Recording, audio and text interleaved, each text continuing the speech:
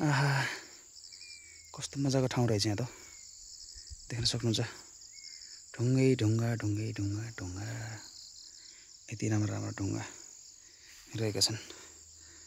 र यहाँ चट्ट बसेर चाहिँ तपाईहरुले यसमा बसेर चाहिँ हामीले के गर्छौं यताको दृश्यहरु हेर्छौं है यताको दृश्य हेर्ने हो भने यहाँबाट चाहिँ बडै मजाको देखिन्छ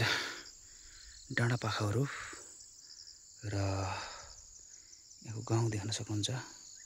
पारी बादल तपट्टि हिमालय थोरै मात्रामा देखिएको छ बादलले छेकेको छ है वारिवारी हिमालय देख्दाखेरि निकै नै एकदमै सुन्दर शान्त ठाउँ भनेको यही हो साथीहरु यस्तो ठाउँमा चाहिँ आएर बस्दाखेरि एकदमै दुनिया भुलिन्छ हो देख्न सक्नुहुन्छ प्रकृतिले यस्तो राम्रो बनाएर दिएको छ यो ठाउँले चाहिँ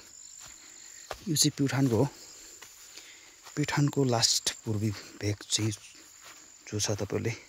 त्यतापट्टिको ठाउँको चाहिँ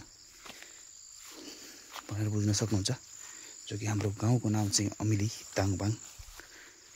हो र हामी माथिपट्टि जान्छौं अरु के कस्तो छ माथिपट्टि धेरै वर्ष भयो यतातिर नआएको सो आज हामी यतातिर हेर्छौं कति राम्रो राम्रो ढुङ्गा रहेछ यहाँ त देख्न सक्नुहुन्छ के का पाइला जस्ताहरु छन् यसमा चाहिँ हैन वाउ सो नाइस ओ हामी अझै माथि जान्छौं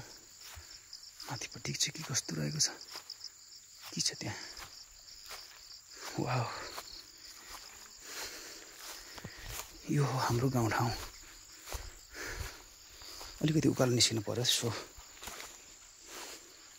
धौ धौ पनि भयो मलाई वाह यहाँ पनि रहेछ बस्न हेर्नु त कस्तो तरिकाले पानी पनि सङ्लिएको छ यो चाहिँ के हो के भन्छ यसलाई चाहिँ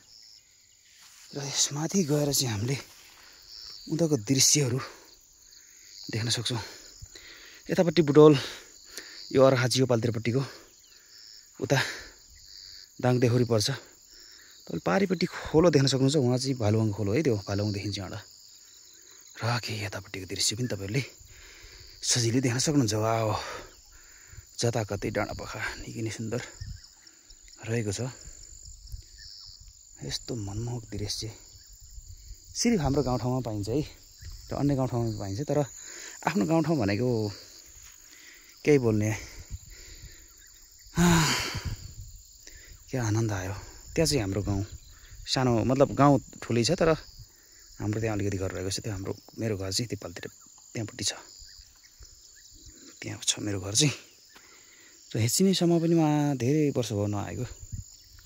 यहीँसम्म पनि आइपुगेको थिएन र तपाईहरुलाई ऊ त्यो माथि टावर देखेछ त्यहाँनिर पनि गएर म देखाउनेछु त्यहाँ एकदमै यति सुन्दर ठाउँ छ कि त्यहाँ तपाईले के भन्ने त्यहाँ एउटा उस्तै पर्ने नै हवाई अड्डा बन्न सक्छ त्यहाँ त्यस्तो ठाउँ छ सम्म ठाउँ छ माथिपट्टि हैन त्यो जंगलमा चाहिँ तपाईको एकदमै विभिन्न थरीका चीजहरु पाइन्छ हैन त्यो चीज खासै बताउँ भने के बताउने हैन जस्तो कि वनतरुल गिठा तरुल भए अनि जडीबुटीहरु भए चौतारी ऐसलु अनि तपाईको हरेक चीजहरु अनि चाहिँ नि दबाई बनाउने चीज मर्चा बनाउने चीज रक्सी पार्ने चीजहरु इन चीजको बारेमा खासै बताउन मिल्दैन यतापट्टि चाहिँ हाम्रो गाउँ देखिन्छ यहाँबाट चाहिँ आहा क्या सुन्दर देखिन्छ यहाँबाट चाहिँ यहाँ पहिला अलिअलि चौतारीको जंगल थियो हैन यहाँ देख्न सक्नुहुन्छ यहाँ छर्लङै हाम्रो गाउँ चाहिँ तलपट्टिको यो हो हाम्रो गाउँ निकै सुन्दर रहेको छ सो तपाईहरुले देखेर पनि पत्ता लगाउन सक्नुहुन्छ है यो हो प्युठान तर यो ढुङ्गाहरु एकदमै म धेरै वर्ष भयो कि यहाँ नआएको हैन अहिले आएर हेर्दा त म यहाँ आफै अचम्म परे घाँस थियो आजभरि यता नि काटेर चाहिँ निकै नै सुन्दर बनाइएको छ यहाँ नि एक तरिकाले पार्क बनाउने हो नि यहाँ एकदमै गजब देखिन्थ्यो तर कसले बनाउने वाउ ढुङ्गाहरु देख्दाखेरि मलाई अचम्म लाग्यो कि कस्तो कस्तो अचम्म खालको ढुङ्गाहरु छन् कि यहाँ देख्न सक्नुहुन्छ अझै देखाउँछु तपाईहरुलाई तर यो चाहिँ यो के हो यो बाको भन्ने हो सायद यही हो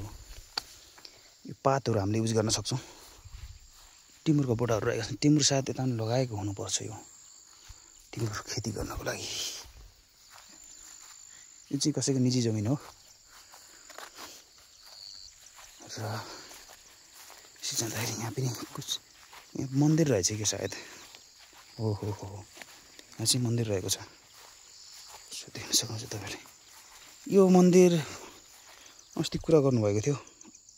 एकजना अङ्कलले। यो चाहिँ चैते अष्टमी चैते दसैँमा चाहिँ यहाँ पूजा हुन्छ। चैते दसैँमा